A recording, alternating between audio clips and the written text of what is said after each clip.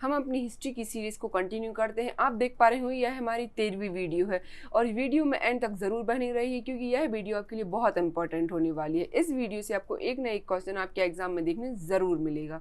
चलिए स्टार्ट करते हैं। भागवत मत की उत्कृष्ट और प्राचीन व्याख्या है। भगवत गीता में दिल्ली का अंतिम हिंदू नवाब कौन था? हेमू। हेमू का पूरा नाम क्या है? हेमचंद्र विक्रमादित्य। दिल्ली की सीमा का सर्वाधिक विस्तार किस सुल्तान के समय में हुआ था? यह हुआ था मोहम्मद बिन तुगलक के समय में। मोहम्मद बिन तुगलक के में ब्रिटिश सम्राट ने अपने प्रतिनिधि के रूप में विलियम हॉर्किस को किस प्रयोजन से भारत भेजा था? तो यह था भारत में ब्रिटिश व्यापारिक प्रतिष्ठानों की स्थापना हेतु आज्ञा प्राप्त करने के लिए इन्हें भारत भेजा। ठीक है। प्रसेनजित किस महाजनपद का एक विख्यात शासक था? तो यह थे कौशल महाजनपद के। प्रसेनजित को महात्मा बुद्ध के समकालीन माना जाता है। ठीक है। प्रसिद्ध शासक हर्षवर्धन किस राजवंश से संबंधित थे? थानेश्वर के पुष्यभूति राजवंश से। तैमूर लंग ने किसके शासनकाल में भारत पर आक्रमण किया था?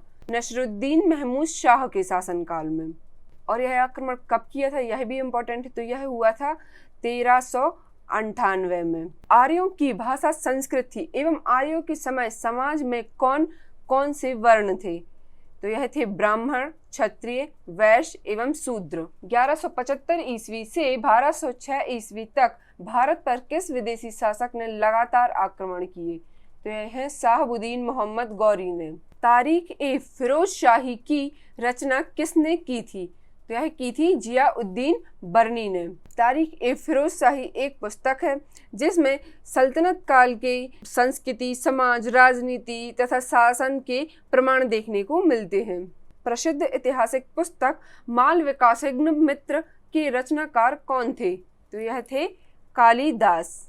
देवगढ़ का दशावतार मंदिर किस कला की मंदिर कला का सर्वोत्तम उदाहरण माना जाता है? तो यह है गुप्तकालीन मंदिर कला का 10 अवतार मंदिर। यह एक इम्पॉर्टेंट फैक्ट है। यह है उत्तर प्रदेश के ललितपुर जिले के देवगढ़ में स्थित है और किस कला से बनाया गया है? गुप्तकालीन मंदिर कला। मौर्य सम्राट अशोक का राज्याभिषेक कहाँ हुआ था?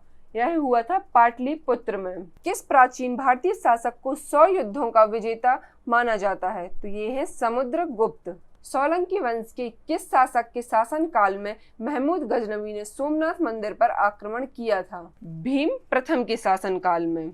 नूरजहां की स्थापत्य कला की महत्वपूर्ण कृतियां थीं जहांगीर का मकबरा तथा इत्मादौला का मकबरा।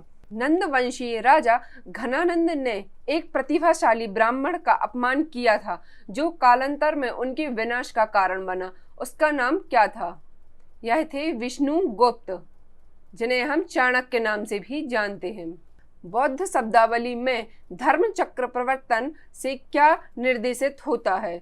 बुद्ध का प्रथम उपदेश। बुद्ध ने जो सारनाथ में प्रथम धर्म उपदेश दिया था उसे धर्म चक्र प्रवर्तन के नाम से जाना जाता है। भारतीय इतिहास में दिल्ली सल्तनत पर 1206 से 1290 ईस्वी तक शासन करने वाले शासकों के वंश को क्या कहा जाता था? दास वंश, जिसे गुलाम वंश भी कहते हैं। हिंदुओं के 2 प्राचीनतम महाकाव्य कौन से हैं?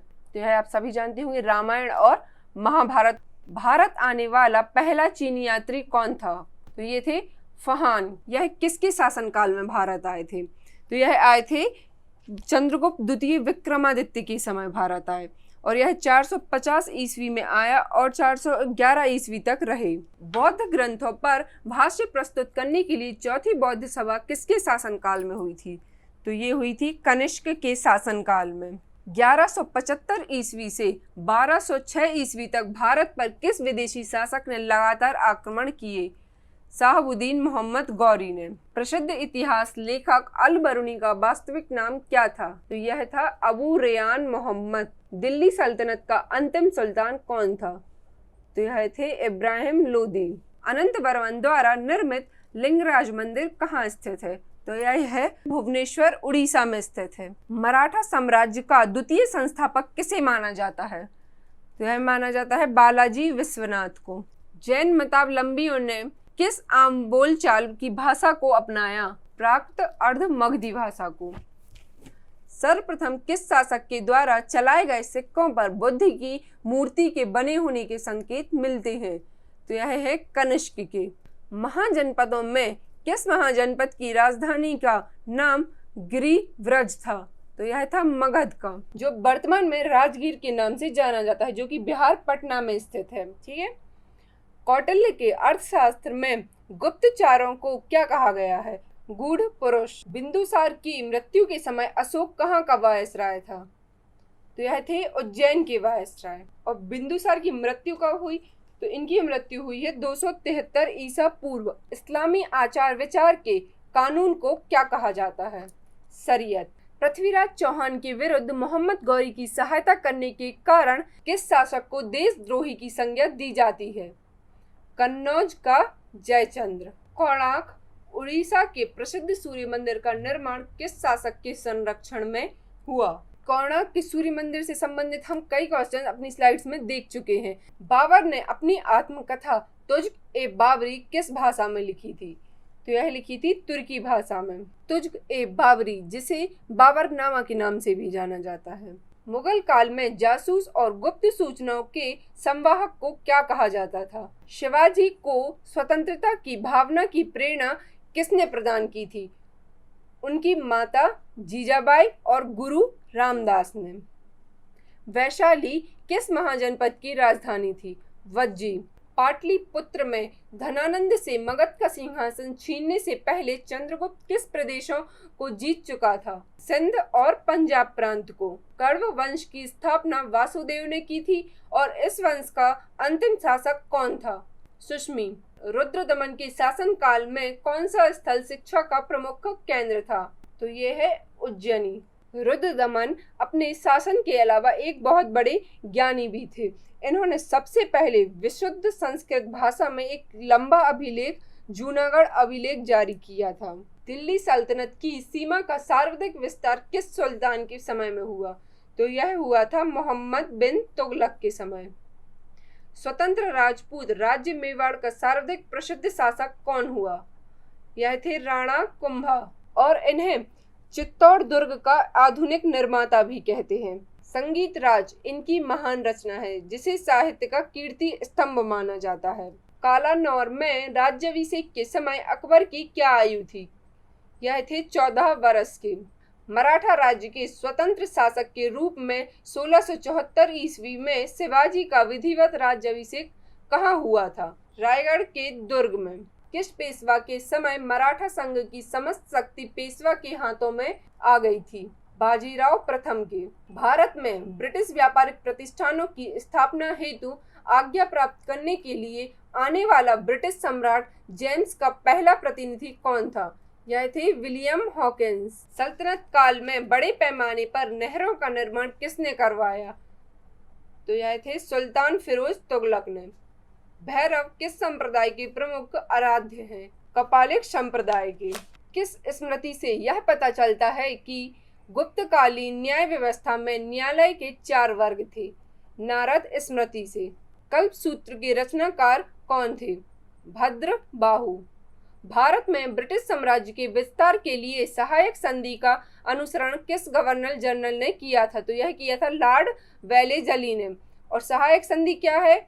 सहायक संधि है एक दूसरे की सहायता करना। जैसे भारतीय राजा अंग्रेजों की सहायता करते थे, उनके सैनिकों की रक्षा, देखरेख तथा खान पान की व्यवस्था करवाना, तथा अंग्रेज भारतीय राजाओं की सुरक्षा की व्यवस्था करते थे। प्रवरसेन ने 4 अश्वमेध यज्ञ किए थे, वह किस राजवंश का था? तो यह थे वाकटक राजवंश के। नचिकेता और यम के बीच सुप्रसिद्ध संवाद उल्लिखित है, किसमें है? कठोपनिषद में। ऋग्वैदिक काल में शासन का प्रधान राजा होता था, जबकि उनकी सहायता करने वाला सर्वाधिक महत्वपूर्ण पदाधिकारी होता था। तो ये है रोहित। औरंगजेब ने शिवाजी को कैद कर किस शहर में रखा? आगरा में। ऋग्वेद में किन 2 तीर्थकरों का उल्लेख मिलता है? ऋषभदेव और अष्टनेमि का। कुल कितने तीर्थकर थे? कुल 24 तीर्थकर थे, जिनमें से आखिरी तीर्थकर थे महावीर स्वामी। संगमकालीन दक्षिण भारत में भगवान कृष्ण की तुलना किस देवता से की गई है? मेयो देवता से। दिल्ली सल्तनत का सुल्तान बनने से पूर्व इल्तुतमिश किस रूप में कार्यरत था? यह थे बंदायूं का प्रशासक के रूप में। अमीर खुसरो की रचना खज़ेन उल फतूह किस शासक के संबंध में जानकारी देती है? यह है अलाउद्दीन खिलजी के संबंध में। अवदान कल्पलता ग्रंथ के रचनाकार कौन है? यह है क्षेमेंद्र। प्राचीनतम तमिल व्याकरण तोलकाप्पियम किस संगम की रचित पुस्तक है? तो यह है द्वितीय संगम की। गुप्त वंश के प्रथम और अंतिम शासक क्रमशः कौन थे? प्रथम थे श्रीगुप्त और अंतिम थे विष्णुगुप्त। मेहरौली लौह स्तंभ कहाँ स्थित है? तो यह है दिल्ली में। और यह स्तंभ किसने स्थापित करवाया था? तो यह है चंद्रगुप्त विक्रमादित्य ने। हर्षवर्धन किस राजवंश का अंतिम शासक था? यह थे पुष्यभूति वंश के। सिकंदर की मृत्यु किस स्थान पर हुई थी? तो यह हुई थी बेबीलोन में। अच्छा, और यह भी इम्पोर्टेंट है कि सिकंदर का सेनापति कौन था? Seleucus Nicator. इसने पंजाब के शासक पोरस के साथ युद्ध किया, जिस युद्ध का नाम था हाइडेस्पीज। अकबर के शासनकाल में पुनर्गठित केंद्रीय प्रशासन तंत्र के अंतर्गत सैनिक विभाग का प्रमुख कौन था? तो यह थे मीर बख्शी। सिंध पर मोहम्मद बिन कासिम ने पहली बार कब आक्रमण किया था? 1711 में। हुमायूं नामक किसकी कृति है? तो यह है गुलबदन बेगम की। दिल्ली सल्तनत की आधिकारिक भाषा कौन सी थी? तो यह थी फारसी भाषा। पंच सिद्धांतिका, बृहद संहिता और बृहद जातक किसकी रचनाएं हैं? यह है बराह महर की। क्षिप्रा नदी के किनारे बसा कौन सा नगर चंद्रगुप्त द्वितीय की पश्चिमी राजधानी थी? उज्जैन। सातवाहन वंश के संरक्षिका के रूप में किन दो महिलाओं ने शासन किया? नागनिका और गौतमी ने। इसी तरह की और वीडियो के लिए चैनल को सब्सक्राइब तथा वीडियो को लाइक करना ना भूलें। Thank you.